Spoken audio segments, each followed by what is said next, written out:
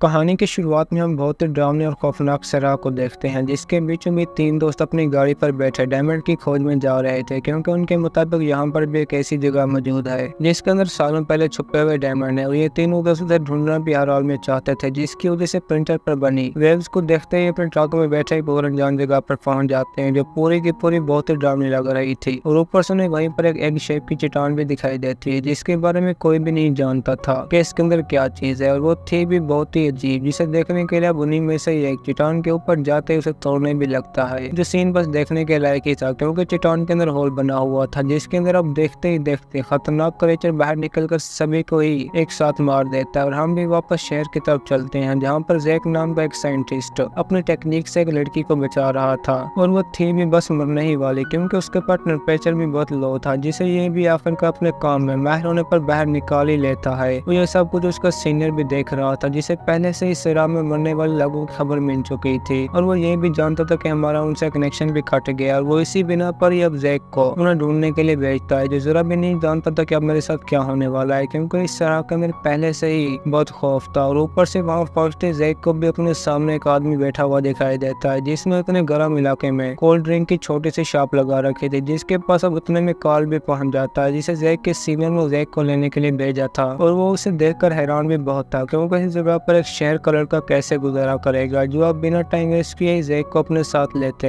Best team में पहुंच जाता है, जहां पर उसकी मुलाकात दो और टीम मेंबर जॉन और मिकी से भी होती है, जो लग तो बहुत ही नाइस रहा था। लेकिन मिकी बिना बात किए ही जैक के सामान की तलाशी करने लगती है, और वो सबसे पहले तो उसका पासपोर्ट भी मांग लेती है, जिसमें उन्हें एक और नई चीज के बारे में पता चलता है, क्योंकि जैक अपने साथ एक मशीन लेकर आया था जो किसी भी इंसान का या खतरनाक चीज के करीब आने पर उसकी आवाज पैदा कर देती थी, जिसके बारे में जानते मिकी खुद भी बहुत हैरान हो जाते हैं। और इसी वक्त हम एक और खन्नूस ऑफिसर को भी देखते हैं, जिसने मिकी को बुक लेता देखते ही अपने प्राइवेट पार्ट में डाल दिया था, जो देखे कार्ल तो बहुत ही गुस्से में आ जाता है, और ये भी आखिरकार उसे जख्मी कर देता है। जिसके बाद अब जैक भी सब कुछ खत्म होने के बाद मिकी के साथ निकल पड़ता है, जहाँ पर उन्होंने अपने खाने पीने के अलावा जरूरत का हर सामान भी ले लिया था। लेकिन फ्यूल उन सभी से बहुत ज्यादा था, क्योंकि वो नहीं जानते थे कि हमें इन लोगों को ढूंढने में कितने दिन लगेंगे, और ये भी बस आगे बढ़ते ही जा रहे थे। जिनके सफर के दौरान हमें ये भी मालूम हो जाता है कि अब जैक भी मिकी में इंटरेस्ट ले रहा है, क्योंकि वो थी इतनी खूबसूरत जो इन सभी को आगे जाने का रास्ता बता रही थी, लेकिन उन्हें दूर दूर तक कुछ भी नजर नहीं आ रहा था, जो आखिरकार एक स्टॉप पर रुकते हैरान ही हो जाते हैं, क्योंकि इन्हें उस जगह पर दो लोगों की डेड बॉडी दिखाई दे रही थी, जो पूरी तरह से कंगाल बन चुके थे। और कार्ल खुद भी उन्हें देखकर जान जाता है कि ये उन्हीं के अपने टीम मेंबर ने किया है, क्योंकि वहाँ पर तीसरे आदमी की बॉडी नहीं थी। लेकिन वो इतने कम टाइम में कंगाल बनने पर हैरान ही हो जाते हैं, जहाँ पर आज से पहले ऐसा कभी भी नहीं हुआ था। लेकिन अब भी उनमें से एक मिसिंग था, जिसे ढूंढने के लिए अब ये सब एक साथ ही कदमों के निशानात का पीछा करने लगते हैं, जब कुछ टाइम आगे जाते सिंगल की बजाय डबल ही हो जाते हैं, जिनको पहचानना टाइटस के बस में भी नहीं था, क्योंकि वो किसी इंसान को तो बिल्कुल ही नहीं लग रहे थे। और ऊपर से अब जैक को भी अपनी मशीन से सिग्नल मिल रहा था, जिसे देखने के लिए सभी आगे जाते उसी जगह पर पहुंच जाते हैं, जहाँ पर कहानी के शुरू में वो तीन दोस्त पहुंचे थे, जो जगह पूरी तरह से शमशान लग रही थी। तभी टाइटस जैक को कोई भी चीज छूने से मना कर देता है, क्योंकि उसे जगह पर खतरा महसूस हो रहा था, जिनमें से वो अब हड्डियों पर बने चेहरे देखते ही ट्रक के अंदर बैठकर आगे की तरफ निकल पड़ते हैं। और वो इस सब के बारे में रेडियो पर अपने सीनियर को भी बता देते हैं, लेकिन ट्रक को दोबारा से भी रुकना पड़ता है, क्योंकि अब इन्हें अपने तीसरे साथी की भी बॉडी मिल चुकी थी, जो सभी उसे देखते और भी डर जाते हैं, जो इतना तो जान चुके थे कि ये काम किसी इंसान का तो बिल्कुल भी नहीं है, क्योंकि बॉडी के कंगाल भी बाकी बचे हुए थे, जिसकी वजह से रात वहीं पर ही गुजारने का सोचते हैं, क्योंकि उन्हें लेट भी बहुत हो चुकी थी और वो आगे तो बिल्कुल भी नहीं जाना चाहते थे। लेकिन जैक बस सिर्फ और सिर्फ मिकी के ख्याल में ही गुम था, जिसे वो बस हर हाल में ही पाना चाहता था, और उसी की याद में ही नींद न आने पर मिट्टी के ऊपर स्केटिंग करने लगता है, जिसे पास्ट में मिकी खुद भी देख रही थी। और वो उसी वक्त जैक के पास आते बातें भी करने लगती है, जो खुद भी अब जैक को चाहने लगी थी, और वहीं पर ही दोनों एक साथ फ्लर्ट करने लगते हैं, जो कि बहुत ही जबरदस्त सीन था।